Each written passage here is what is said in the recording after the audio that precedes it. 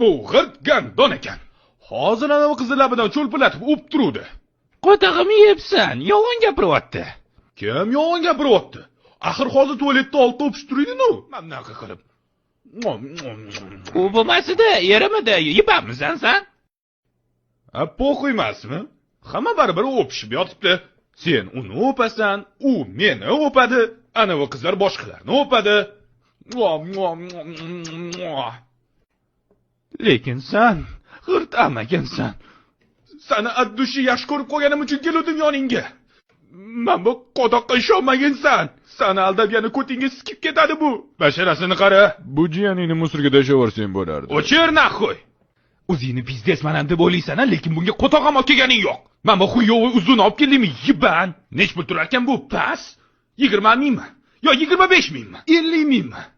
Basharingiz sikiysan. Qara, naxo'y men nima olib keldim? Olmoslar, qimmatli taqinchoq, mana naskimning ichida ham bor dashi. Dashi shokolad ham olib kelganman, qara. Men bu qog'oz kerak bo'lib qoladi.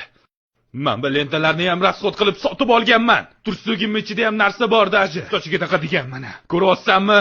Mana plastik karta ham bor dashi. Qo'toqqa kulyapsanmi, onangni sikay?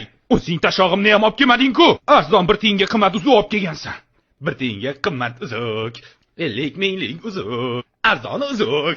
Ko'kingga sikaysan. Qo'yavor suka. Ajratmaganingdan ma'mini chiqarib tashardim. Soqolingga qo'tog'im yibban.